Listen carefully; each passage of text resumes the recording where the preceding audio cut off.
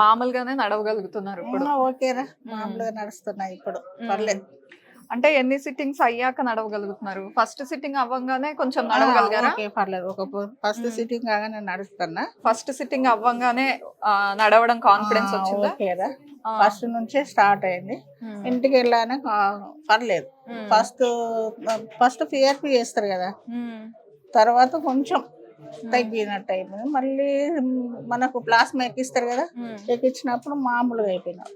Second third అయ్యేసరికి నార్మల్గా అయిపోయింది. ఓకే, ఫస్ట్ ఒక మోకాల కోసం వచ్చారు ఇక్కడికి, కానీ బాగుంది ఈ ట్రీట్మెంట్ అని చెప్పేసి ఎందుకు డౌట్ ఉంచుకోవడాన్ని రెండో కాలు కూడా చెక్ చేయించుకున్నారా? అది కూడా అరిగిపోయింది. ఇది ఇప్పుడు స్టార్ట్ అయిందంటే జస్ట్ స్టార్ట్ అయింది, ఎందుకు లేని రెండు స్టార్ట్ చేశారు మీరు ముందుగానే ప్రికాషనరీ.